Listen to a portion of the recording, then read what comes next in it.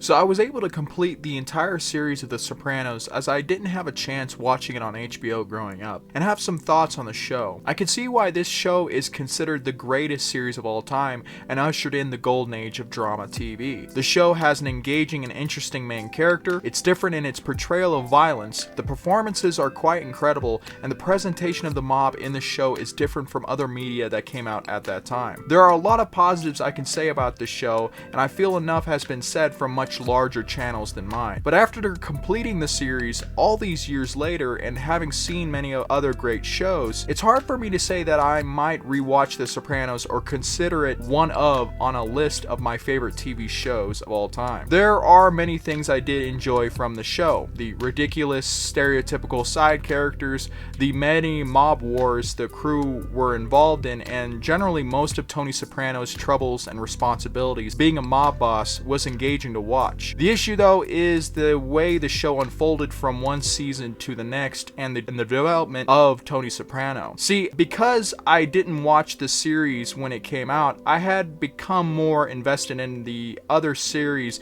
that were more riveting, intense, and had some solid characters that I rooted for. Growing up, I had only seen a few episodes and clips from The Sopranos, but in the meantime, I was binge watching two other great series, Breaking Bad and The Wire. Similar to The Sopranos, both of these shows I had watched when they were fully completed. Back in 2014, with the conclusion of Breaking Bad, I remember just watching one episode after the other, like so many people do nowadays with binge watching, and became more invested and on the edge of my seat, as they say, as I went through the seasons. Watching Walter White and Jesse Pinkman manufacture methamphetamine and forced to work with ruthless drug dealers while trying to avoid law enforcement, including Walter's brother-in-law Hank Schrader, made for fantastic television. While a lot can be said about the similarities between Tony Soprano and Walter White, the main character develops differently in that show versus how it is in The Sopranos. There are also multiple perspectives as you are given a great selection of characters to root for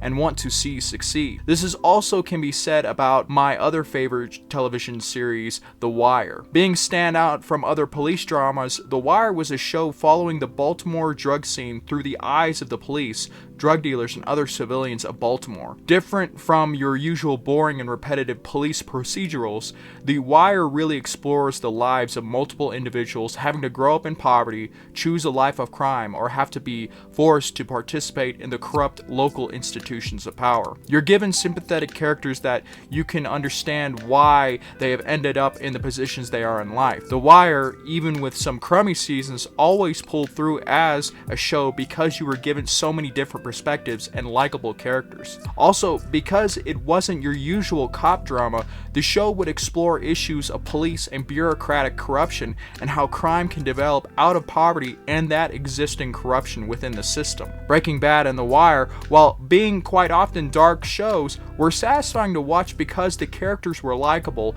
whether they committed reprehensible and unethical acts at times. You could understand their actions and sympathize with them and learn more about them as they were developed from one season to the next. This is where The Sopranos was different for me after completing all 6 seasons. The show obviously centers around Tony Soprano in New Jersey as you see the day-to-day existence he has being a mob boss in charge of a crew. Through the seasons, we see him dealing with rival mob crews, having to resolve issues with his group of subordinates, and all the while trying to put up with his family's drama. The story of the show centers around this person as this was a well-written, character-driven story. James Gandolfini gives the performance of his career as he was made for the show. Throughout the series, he is able to give his best acting on screen. He became Tony Soprano, a ruthless and effective mob boss who has to deal with the issues coming from his job while also dealing with problems from his family. With that said though, through the seasons we really only want to focus on Tony, as even though his character is a sociopath, he also is surrounded by characters that become more and more selfish and despicable human beings. Take for example Christopher Moltisanti. Tony's protege and nephew, is given a lot of screen time as well. In comparing the character to, say, Jesse Pinkman from Breaking Bad, Christopher Moltisanti over the seasons continued to reveal himself to be an abusive and awful person that is immature and hot-headed. While Jesse Pinkman can be hot-headed at times, as well as incompetent, we see growth with his character over the seasons and never feel he can be an abusive person, only an individual that is exploited by other, more despicable individuals. Jesse Pinkman has a lot of great qualities, even with his shortcomings. Now, Christopher Moltisanti, on the other hand, only cares about being a gangster and getting to the top, and won't hesitate in murdering and torturing others just for his benefit. There have been on-screen anti-heroes or morally wretched characters that nonetheless you found fascinating to watch and continued with the series. This, though, really can't be said about Christopher Moltisanti. He's truly an awful person, and the way he treats the one of only few redeemable characters, Adriana, just got me to slowly hate this character. This can be applied to other subordinates who really are at each other's throats, trying to get into a position of power. As we see through the series, there is no camaraderie or brotherhood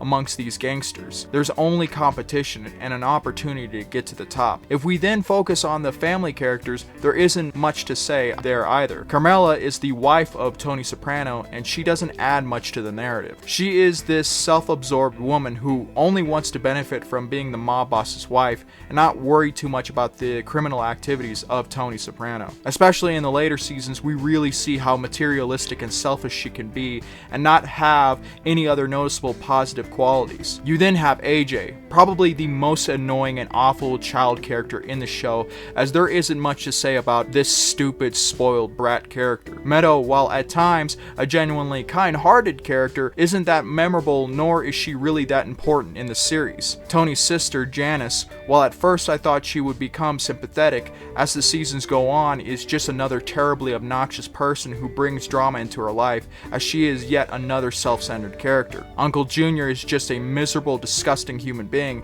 as well as Tony's mother and other important members of the mob. So it comes back to Tony, as really past season 4, I was truly focused on his storyline. Tony Soprano, though, from watching the series, doesn't really change much since the beginning of the show. The episodes where I feel it's set up for the development and transformation of his character are the episodes where he goes into a coma after being shot by his uncle. We see the coma dreams he has of him leading a different and normal life, and once he begins to recover, we believe that his character has a new lease on life and is willing to change. This, though, doesn't happen, as we are reminded of the fact that Tony Soprano has been made for this life of being a mobster and won't change because there are no other options available, or so we believe. The other somewhat sympathetic character is Jennifer Melfi, Tony Soprano's therapist. While she is given some screen time and we understand her reasons for trying to help a mobster, I always knew this character is essentially there just for us to better understand Tony Soprano's personality. Through the therapy sessions, we learn more about Tony, but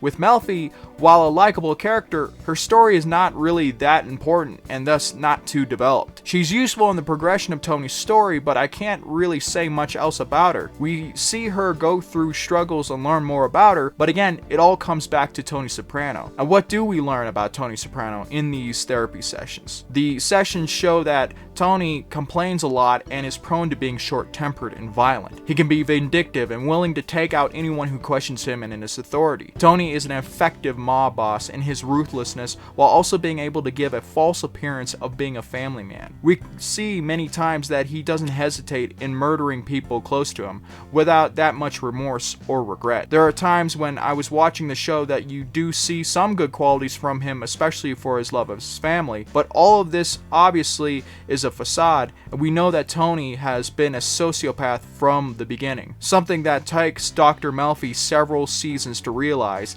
and when she does, knows that there isn't any treatment for Tony, as she was wasting her time. That scene in season 6 where she can't do anything more for him and decides to stop helping Tony Soprano was one of the best, in that once again she makes an intelligent decision to stop giving her attention to a sociopath.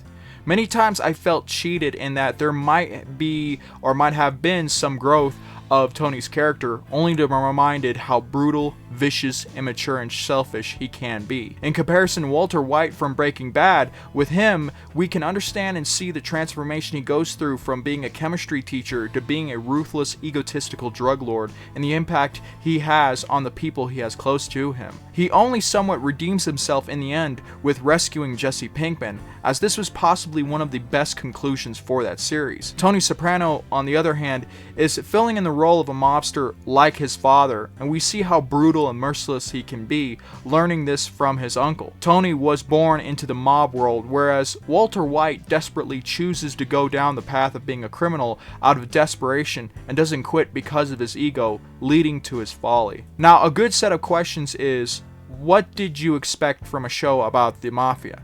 This show is just showing us the existence of a mob boss. Why did you think there would be relatable or likable characters? Maybe it's because I didn't grow up on this series and instead watched other shows that came out in the golden age of television. Going into the show, maybe I had some unrealistic expectations of the series, having characters to like even with the dark subject material. I've watched The Sopranos after I've seen The Wire. In that series, specifically in the early seasons, you're given a number of drug dealers, essentially the antagonists, who commit awful acts, but you understand their reasons and why they are in that situation. The show gave a raw representation of crime and poverty in Baltimore, with the police not winning most of the time. But the thing was that besides the cast of great main police characters, through the season you learn more about other individuals and get multiple perspectives from those living in poverty and the choices they have to make in that environment to survive. For example, Omar Little is possibly one of the best examples of an anti-hero on television. He only cares about robbing drug dealers, but also has a moral code he strictly abides to. He's sympathetic because of the hatred he gets from other gang members for being an effective and intimidating thief, and also for his sexual orientation. I really like the development of Omar Little, even when realizing the horrible end he gets, which reminds you of how dark the show is. Bodie is another great example of an underappreciated character, as we see him grow up in the projects, having little to no education and selling drugs as his only feasible option to survive. He tries his best as well to succeed at being a gangster, but suffers from the same fate as Omar Little. Even the corrupt police officers who do unethical acts are understandable, seeing that they are operating within a corrupt department and city. I could list off all the great characters who either get redemption or end up ruining their lives because of the limited options they have in the first place. The Wire is truly a great series because of the variation of characters provided, and that it isn't formulaic like many other police shows where they have positive outcomes. With The Sopranos, on the other hand, because it is a character-driven series where it's mostly from Tony Soprano's perspective, over time there was something I became dissatisfied with the show. Because it's from his point of view, what other options do we have in terms of characters? Adriana, who I mentioned earlier, is written to be a tragic character as she does everything to improve her life and the life of her abusive boyfriend, Christopher Moltisanti. But it just gets worse and worse for her as she can't stop the abuse from Chris. Then the FBI use her and force her into a life-threatening position without them caring at all about her safety. Ultimately, she is murdered in a brutal way when discovered she is working for the FBI. Many characters around Tony Soprano suffer, and this happens quite often in the show. I'm not trying to take away from the performance of James Gandolfini, as I was amazed at how he really became that character. Also, the writing for the characters in the show is some of the best I've seen, really showing how HBO can produce such phenomenal content. With that said though, I can't say I have enough of an attachment to the show for me to want to rewatch it again in the future. I have rewatched Breaking Bad at least twice, and every time I discover something new that I appreciate from this series. I'm probably going to watch The Wire again in the future, as I love the varying seasons of the show with different characters and locations. Season 3 and 4 of the show are possibly my favorite, with Season 2 and 5 being underrated in my opinion. The Sopranos was a slog at times to get through. Season 4 and 5 were pretty good, but I feel the final season really was too much for me, and when it it ended, as I was already just tired of the series, I was pretty glad for it. The ending of the show is okay, I guess, as we believe that Tony Soprano is assassinated, but by that point it didn't really matter to me. If I were to give the show ultimately a score, I would give it an 89%. The writing is great and the performance given by James Gandolfini is terrific, but I don't feel I'll be rewatching the show anytime soon. But what do y'all think? Where am I wrong? Do you think Breaking Bad and The Wire are better shows, or do you think nothing can beat the quality of The Sopranos? Let me know in the comments section down below. Thanks again, and please like and subscribe.